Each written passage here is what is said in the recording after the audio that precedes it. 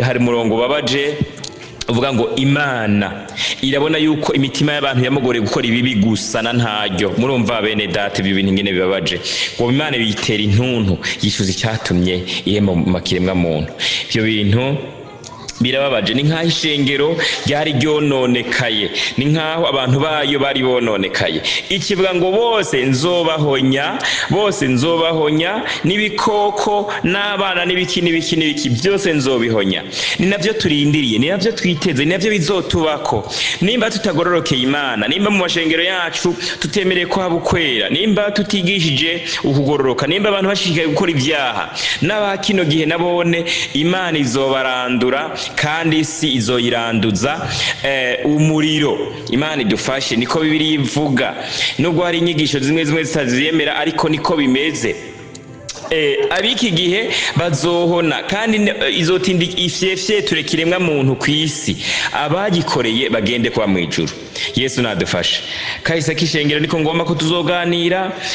Ndagomba ko tugarukiriza hano kuri Nowa, ku mwuzure wa Nowa. Iki gihe Imana yararavye ibona bari mwisi bose bacitse abanyavyaha, ngo ariko Nowa we Imana iramushima. Ntahingira Kamaro TV.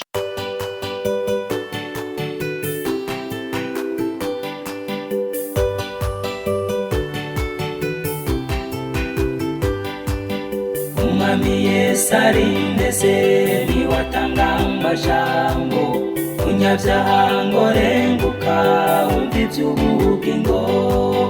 Atugirira ubuntu akatwiyegereza, amajambo meza cyane yo kunera umunezero.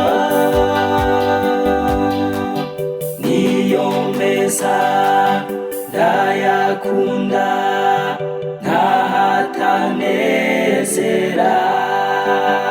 Yesu arakiza.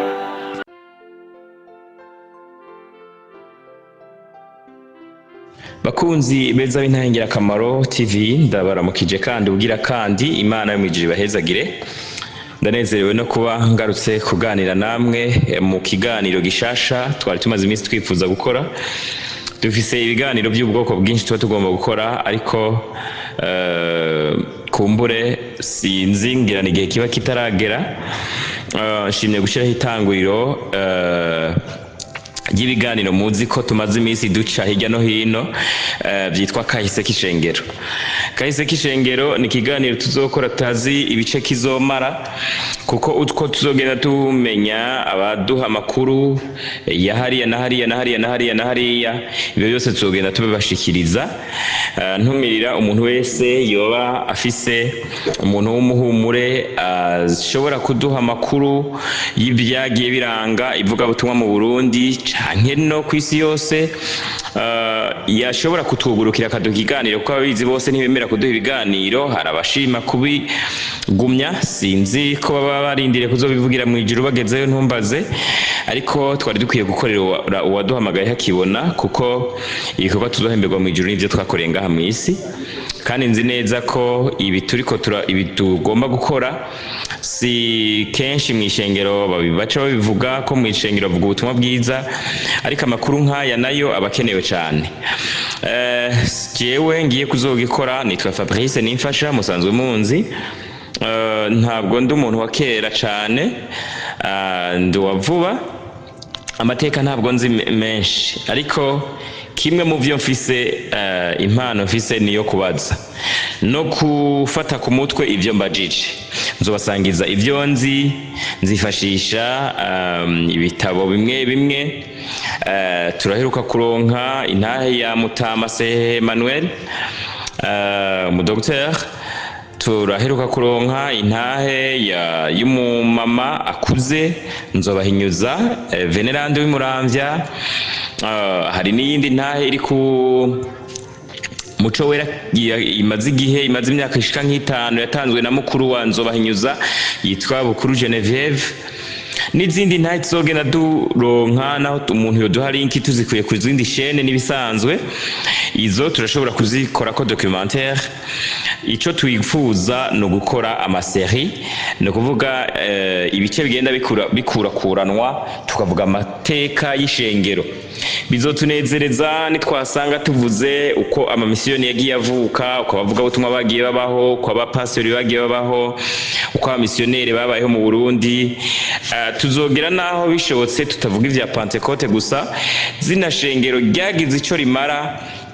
Iki gihe hari amashengero menshi kabisa, hari amashengero menshi n'ivyayo bishobora kugucanga ukabona umengo ntibariko bavuga ubutumwa bwiza bwa Kristo, ariko ishengero ryose tuzi ko ryagize ico riterera mu ivugabutumwa, kumbure ryoba ryarateye imbere mu karere iwacu canke ntiritera imbere, ariko bikaba bizwi ko hariho intambwe ryateye cane cane mu ivugabutumwa, tumenya amateka yabo bizodushimisha. Ndavuga nka Baptiste, ndavuga nka Methodiste, mu turere tumwe na Anglikane yarakoze ibikorwa by'ivugabutumwa mu buryo bwiza buseruka. Nuko ariko birumvikana neza ko cane cane nzosanga nagenda avuga kuri Pentecote kuko niryo shengero menya ivyaryo kurusha, ariko ukaba uri muri rindi shengero cane cane amashengero ya kera mu Burundi, kandi afise ibintu yagiye agaragaramwo mu ivugabutumwa. Ufise umuntu ashobora kuduha amakuru, uramuhuza natwe. Amakuru niyo abara y'ukuri, kuko Imana yo mwijuru iratuyobora, Mpwemu Yera by'ukuri aradufasha mu ntahingira akamaro. Ibitari ivy'ukuri ntabwo tuzirirwa turabitanga. Nihagira kumbura ikiduca mu ryahumye tuzogisabira imbabazi nitwasanga dutanze inkuru atari y'ukuri, ariko tuzirinda kuryosha ibiyago, tuzirinda guhayagiza ishengero ngo turivugire ivyo ritakoze. Turifuza kumenya abagiye babahizi mu kwizera mu gihugu cacu c'u Burundi, ko abagiye babahizi mu kwizera si bajya tubona muri Bibiliya gusa, n'igihe cacu baracariho n'ubu baracabaho kandi bazongera babeho. None rero niyo série tugiye kuzokora ku Ntahingira Akamaro TV. Iki ni igice ca mbere nyezina. Ibyabaye byose n'intangamarara tuzongera tunabigarukane, intahe za Mutamasehe tuzongera tuzigarukane, n'abandi bose tumaze gukoresha tuzongera tubigarukane mu buryo buri bien ordonné, mu buryo bupanze neza, ku buryo bibaye ngombwa nabwo tuzoshaka tugafata bimwe bita no stop, tugafata nimba amasaha 5 amaseri tugenda tuyakurikiranya. Ibyo tuzogera tubikorana n'umuhinga w'ivyuma Eliya. Ngaho rero reka dusenge tubone gukomeza. Imana yo mwijuru ibahezagire. Ngomba gukora umwanya mutoya, ntabwo nza gukora umwanya muremure, ngomba gukora intangamarara, hanyuma tuje dukomeza. Imana ibahezagire. Mwami Yesu, ndagushimiye, ndagukengurukiye mu izina rya Yesu Kristo umunyenazareti. Bana nanje muri ibi ngiye gukora, ungirire neza, umpereze umugisha wawe mu izina rya Yesu. Umbere Imana, umbere umuyobozi, ungirire neza nkuko izina ryawe ari ryera. Ubane nanje kugira ngo nze mvuge ibikwiriye kuvugwa. Imana yo mwijuru ibahe umugisha mu izina rya Yesu, amen. Mutobarire mu rusaku rwari ruciyeho turiko turasenga, nizere ko rutasubira. Reka dukomeze. Imana yo mwijuru ibahezagire. Ni vyiza ko nshimye ko notangurira ku itanguriro, nkatangura gusoma mu itanguriro. Nivyo mbona vyogira akamaro gusumba, nubwo navuze ko tugomba kuvuga kahise k'ishengero. Ishengero riratangura, ariko byiza ndabona twobanza guca mu mizi tukavuga dukeya dushoboye kuvuga. Hari abahinga canke abazi byinshi bashobora kuvuga ibirenze ivyo novuga, ariko ko atari bariko bavuga aka kanya canke tutazinanye ngo bashobore kuduha ayo mateka. Reka mfate kano gakeregeshwa kanje nkoresha utu dukeya nzi, kumbure Yesu azobikomeza, niba azotuma bikunda, niba azotuma bikomera. Nihagira uwuzi byinshi nzomuha ikaze kugira bimbarire. Reka mbe ndadandaza ibi bidandazwa bikeya mfise, kumbure hari igihe itaranto zizogwira nkaronka inyungu, gutyo imbere ya data ntitumaramare. None Imana yo mwijuru duhere ku kuntu yaremye isi nuko byagiye bikurikirana kugeza kuri uno munsi. Tuzogenda duca ku masonga. Umuntu niyumvaho nzoba navuze ibintu ko bitari azonyandikira muri commentaire, soit azonyandikira inbox. Nimero yanje murayimenya, imisi yose nyuma y'ikiganiro murayumva, canke azokwandika muri commentaire kuri YouTube. Ariko cane cane bizoryoha umuntu aduterereye mu buryo bwo kutungura ubwenge. Imana yo mwijuru ibahe umugisha. Birabereye ko rero mpera mu gitabo cy'Itanguriro nkavuga ngo nkasoma Imana irema ijuru n'isi n'ibirimwo byose. Igice cya mbere umurongo wa mbere. Ubwa mbere na mbere Imana yaremye ijuru n'isi. Isi yari ikiri buziba, yari kubusa gusa, kandi umwiza wari upfutse idamba, kandi mpemu w'Imana yatambatamba hejuru y'amazi. Imana iravuga iti nihabeho umuco, umuco ubaho. Imana ibona umuco ko ari mwiza, iraheza itandukanya umuco n'umwiza. Imana yita umuco umurango, umwiza iwita ijoro.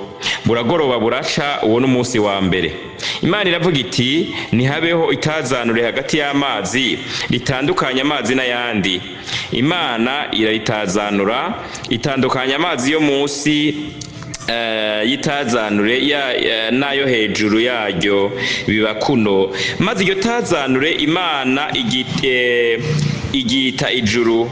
Buragoroba buraca, uwo n'umunsi ugira kabiri. Imana iravuga iti amazi yo munsi y'ijuru nakoranire hamwe imusozi, naho imusozi naho nihaboneke biba kuno. Maze imusozi Imana ihita isi, ikoraniro ry'amazi naryo igita ibiyaga. Imana ibona ko ari byiza. Imana iravuga iti isi nimere ibyatsi n'ibimera byose byama utubuto, n'ibiti byama ibyamwa byabyo uko amoko yabyo ari, birimwo imbuto zabyo ku isi nyene, biba kuno. Nuko isi imera ibyatsi n'ibimera byose byama utubuto uko amoko yabyo ari, n'ibiti byama ibyamwa birimwo imbuto zabyo uko amoko yabyo ari. Nuko Imana ibona ko ari byiza. Buragoroba buraca, uwo n'umunsi ugira gatatu. Imana iravuga iti mwitazanure ry'ijuru nihabeyo ibyaka byo gutandukanya umurango n'ijoro, bibereho kuba ibimenyetso no kwekana ibihe n'iminsi n'imyaka, kandi bibe ibyaka byo mwitazanure by'ijuru byo kwakira isi, biba kuno. Imana irema ibyaka bibiri binini, icaka kinini cyo kuganza umurango n'icaka gitoya cyo kuganza ijoro. Bo ni inyenyeri. Bo ni inyenyeri. Imana ibishira mu itazanure ry'ijuru kugira ngo vyakire isi, biganza umurango n'ijoro, bitandukanye umuco n'umwiza. Imana ibona ko ari byiza. Buragoroba buraca, uwo n'umunsi ugira kane. Imana iravuga iti mu mazi nihasegenyuke isegenya ry'ibifise ubugingo, kandi ibiguruka nibiguruke hejuru y'isi n'ikirere cy'ijuru. Imana irema ibifi binini binini n'ibifise ubugingo byose bigendagenda, ibyasegenyutse mu mazi nk'uko amoko yabyo ari, n'ibiguruka byose bifise ibyubi uko amoko yabyo ari. Imana ibona ko ari byiza. Imana irabihezagira iti ntimurondoke mugwire, mwuzure mu mazi yo mu biyaga, n'ibiguruka nibigwire mu isi. Buragoroba buraca, uwo n'umunsi ugira gatanu. Imana iravuga iti isi nizane ibiri n'ubugingo nk'uko amoko yabyo ari, by'ibitungano by'ibikwega hasi n'ibikoko byo mu isi nk'uko amoko yabyo ari, biba kuno. Nuko Imana irema ibikoko byo mu isi nk'uko amoko yabyo ari, n'ibitungano nk'uko amoko yabyo ari, n'ibyikwega hasi byose nk'uko amoko yabyo ari. Imana ibona ko ari byiza. Imana iravuga iti tureme. iravuga ati tureme umuntu mu ishusho yacu. Ndageze ku itanguriro neza na neza ry'ico ngomba kuzovuga cyitwa kahise k'ishengero, kuko ishengero rigizwe n'abantu, ishengero ntirigizwe n'ibindi bintu. Imana iravuga ati tureme umuntu mu ishusho yacu, ase natwe, aganze amafi yo mu kiyaga n'ibiguruka mu kirere n'ibitungano n'isi yose n'ibyikwega byose bigenda bikwega inda hasi. Reka nsubiremo kano kantu. Imana iravuga ngo turimo umuntu mu ishusho yacu, ase natwe, aganze amafi yo mu kiyaga n'ibiguruka mu kirere n'ibitungano n'isi yose n'ibyikwega byose bigenda bikwega inda hasi. Yesu nashimye. Nuko Imana irema umuntu mu ishusho yayo, mu ishusho y'Imana niho yamuremye. Irema abantu bari uburyo bubiri. Maze Imana irabahezagira iti nimurondoke mugwire mwuzure isi muyiganze, mugabe amafi yo mu kiyaga n'ibiguruka mu kirere n'ibifise ubugingo byose bigendagenda ku isi. Imana irababwira tehe ndabahaye ibyatsi byose byama utubuto biri ku isi yose n'igiti cyose cyama ivyamwa birimwo utubuto imbuto zabyo bibabere ibyo kurya byanyu, kandi ibikoko byose byo ku isi n'ibiguruka mu kirere byose n'ibyikwega hasi byose birimwo ubugingo mbihaye ibyatsi bitotahaye byose ngo bibe ibyo kurya byabyo biba kuno. Nuko Imana yihweza ibyo yaremye byose kandi byari byiza cyane, buragoroba buraca, ubona umunsi ugira gatandatu. Imana nishimwe. Ndashimiye Imana ibyo maze gusoma byose nibyerekana uko ibintu byose byatanguye. Imana yaremye umuntu imukunze, murumva ingene yamuhaye ububasha n'ubushobozi, imuha ubutware. Yesu nashimwe. Imana yaremye umuntu imukunda, nta kintu na kimwe mu byo yaremye yakunze nk'umuntu, kandi niwe yavuze ngo tureme umuntu ase natwe, kandi kimuha kuganza ibiri mu isi yose, ibiri mu biyaga byose n'ibiri mu kirere byose, mbere kimuha no kuganza isi n'ubwayo. Yesu nashimwe. Murumva ingene Imana yakunze umuntu. Nuko rero muri iki gice cya mbere ndagomba ko tuvuga ingene ibintu byakomeje kugenda. Ukomeje gusoma Bibiliya urabona uko ibintu byashishikaye, abantu baragwiriye. Imana Adamu na Eva barabyaye, barabyara Kayini. Murabizi ko Adamu na Eva Imana yagomba ko bayibera abantu bayo. Ni nkaho yagomba ko bayibera ishengero ryayo, bayibera ubwinshi bw'abo bantu, kuko ishengero ni ubwinshi bw'abantu, ni umugwi w'abantu. Yesu nashimwe. Rero yagomba ko bazoba abantu bera, bayiyoboka bakayikorera ibyishima. Igihe nicyabaye kirekire, murabizi mwese, Adamu yaracumuye, bikwezwe na Shetani ahenda Eva, Eva nawe ahenda umugabo, bose baracumura. Byagiye bikurikirana, Kayini aracumura ari cyamwene wa Abeli. Byagiye gumye bibandanya kugeza usomye kugeza ku gice cya gatandatu, ariho ngomba kugeza kuri no gice cya mbere, kugeza kuri Nowa. Usomye igice cya gatandatu umurongo wa mbere handitse ngo ingeso z'abantu zononekaye mu isi, maze abantu batanguye kugwira ku isi babyara abakobwa, abana b'Imana bitegereje abakobwa b'abantu babona ari beza, barongora muri bo abo bitoranirije bose. Uhoraho aravuga ati mpwemu wanje ntazokwamara nyinyurana n'umuntu ibihe byose, kuko ari uw'inyama gusa.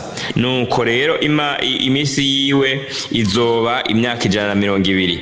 Muri ico gihe hari bigatanya mu isi no mu gihe cyo hanyuma abana b'Imana bamaze kurongora abakobwa b'abantu bakavyarana nabo abana, nibo babahizi ba kera babaye barurangiranwa. Nuko Uhoraho abona ibibi by'abantu ingene ari byinshi mu isi, kandi kw'ibyiyumviro by'imitima yabo byamugoreye gukora ibibi gusa na ntaryo. Imana idufashe, Imana idutabare. Ngeze kuri uyu murongo nciye numva amosozi mu maso. N'umurongo wa 5 uvuga ngo nuko Imana nuko Uhoraho abona ibibi by'abantu ingene ari byinshi mu isi, kandi ibyiyumviro by'imitima yabo byamugoreye gukora ibibi gusa na ntaryo. Nukuri Imana yo mu ijuru idufashe. Uhoraho yicuza ico yaremeye abantu mu isi, bimutera intuntu mu mutima. Uhoraho aravuga ati abantu naremye nzobamara mu isi, uhereye ku muntu n'igikoko n'icikwega n'ikiguruka mu kirere, kuko nicujije ico nabiremeye. Yesu nadufashe. Umurongo w'8 uvuga ngo ariko no wawe Uhoraho aramushima. Imana itugirire neza. Imana idufashe bakunzi beza bintangira akamaro.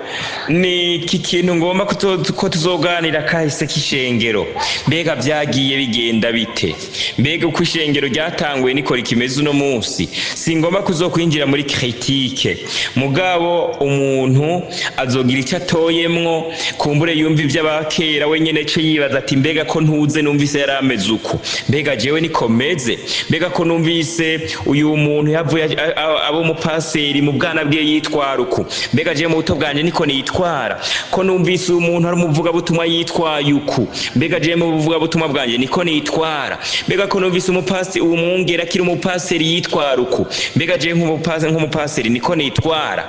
Ibyo byose tuzobiganira, bizotuma ndabizi neza abamenye Kristo, cyane abamenye Kristo. Nukuri ndiyumvira ko Kristo Yesu yantumye gukomeza abamaze gutangura urugendo gusumba gushikira cyane abataratangura urugendo. Umuntu wese afise ibyo yatumwe, umuntu wese afise uko yatumwe. Nkuko Paulo yatumwe ku banyamahanga, Petero agatumwa ku bayuda. Yesu Kristo nadufashe. Iki kiganiro nifuza ko kizogira ico kimariye abamaze gutangura urugendo. Yesu nadufashe. Ibyaha ngo bimaze kugwira, abantu bakagenda bagwiza ubusambanyi muri bo. Umukobwa babonye bagomwe bakaba baramurongoye. Nca nibuka mu gihe ca Yesu ingene abayahudi bamubajije bati mbega biremewe yuko umuntu ashobora gusenda umugore akamwirukana akizanira uwundi? Yesu arabwira ati no, ntivyemewe. Muribuka yuko Imana abantu yabaremye bari uburyo bubiri, mugabo kacaho ibabwira ati babane umugabo n'umugore, ati kandi ntihagire ikizobatandukanya, tuhereye ubwo ntibaba kibaye babiri, babaye umuntu umwe. Hanyuma abantu baramubwira ati ariko ibyo uvuze vraiment ntibisobanutse, kuko Mose yari yaraduhaye ubwo burenganzira. Yesu arabishura ati catumye Mose abibarikurira nticyari kindi, nuko imitima yanyu yari yarakomantaye. Imana idufashe. Urabona ko ngaha mwitanguriro biravye niho batanguye baragwira. Umuntu abonye agakumi keza akaba aragacikanye, umuntu abonye umugore mwiza akaba aramwambuye umunyantege nk'amufise, ubusambanyi buragwira, kugeza aho Imana yavuze ngo mpemu wanje ntazokamaranya n'umuntu kuko n'umunyantege nke pe. Kubera iki niyo kuri gwarambiza icuya jewe ndi Imana yamuremye.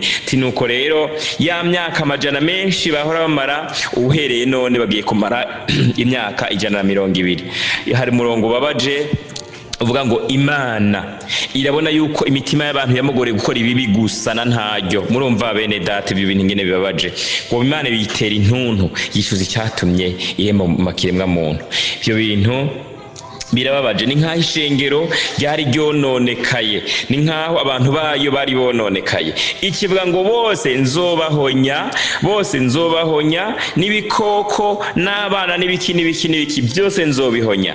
Ni navyo turindiriye, ni navyo twiteze, ni navyo bizotubako. Nimba tutagororokeye Imana, nimba mu mashengero yacu tutemereye ko habukwera, nimba tutigishije ukugororoka, nimba abantu bashishikaye gukora ibyaha, n'abakino gihe nabone Imana izobarandura kandi isi izoyiranduza umuriro. Imana idufashe, niko Bibiliya ivuga. Nubwo hari inyigisho zimwe zimwe zitaziyemera, ariko niko bimeze. Abiki gihe bazohona kandi izotinda ifyefyeture kiremwa muntu kw'isi, abagikoreye bagende kuba mu ijuru. Yesu nadufashe. Kahise k'ishengero niko ngomba ko tuzoganira.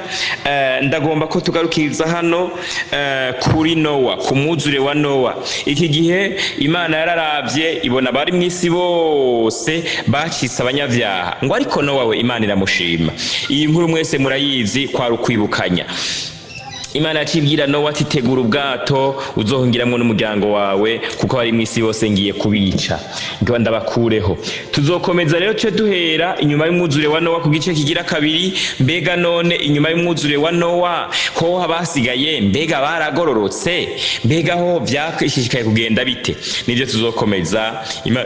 Imana ibahezagire, ibaho umugisha. Munsengere kugira ngo iki kiganiro nzokigiremo umugisha, nzogende ndonka abantu banterera ivyiyumviro, cane cyane abantu bagiye babimboneza mwiyobokamana. Imana ibahezagire. Kubanzi nta theology nize, nta ni sinzi ko nzona yiga, ntumbaze, ariko ivyo ndababwira nivyo nahawe n'Umwami Imana, nivyo nahishuriwe na Kristo Yesu yabambwe, yampamagaye akankura mu ngeso mbi nyinshi mu muryango. Ntari nakuze ukurikiye ivyiyobokamana cane, haba ku bavyeyi, haba kuri basokuru na basokuruza, ntawe nigeze numva mu banyitangiye imbere bari abantu bakurikira ivyiyobokamana cane. Nanje sinayikurikiye kuko nayikunda bihebuje, ahubwo nuko yankunze bihebuje, ikamparira imyenda yanje yose, ikantera iteka ritari rinkwiriye. Ivyo nzobigisha rero nivyo nahawe n'Umwami Imana. Nico gituma ndakeneye abafise ivyo bazi, abafise ivyo bigishijwe n'Umwami Imana, abafise amateka, abasomye ibitabo, mwese ndabahaye kaze muze munterere. Mubishimye nzokoresha audio zanyu, shiramwo ibyo mwatanze, ariko mudashimye ko n'amajwi yanyu yumvikana muzobimbwira, nkore reportage ndabisubiremwo, nuko Imana ibahezagire, Imana ibaha umugisha. Ndabashimiye, reka nsenge ngarukirize ngaha. Tuzohera inyuma y'umwuzure wa Nowa ku gice gikurikira. Imana ibahezagire. Mwami Yesu, ndagushimiye ko mpaye gutangura kino kiganiro nari maze igihe kirekire nipfuza gukora. Urakoze ko washinze uno munsi kugira ngo ndagikore. Uhabwe umugisha, ni utanga, uhabwe icubahiro. Mana, sinumva kuko sinzi ico nogwa cyo gushimisha, ariko nzi neza ko ico ushaka n'umutima. Nanje naraguhaye kandi nari nemeye kukuha wese, nico gituma n'ibyo ugomba kunkoresha nemeye kuzobikora. Nzi neza ko ibi birengeye ubwenge bwanje, birengeye nivo yanje, birengeye imyaka yanje, ariko uzogenda umfasha, nanje nzokwemera ndagukorere. Urabana nanje, abantu baze bagende batahura kandi bize bibafashe gushika kugororoka kwa nyako, mu izina ryawe gira Kristo niho mbisavye, amen.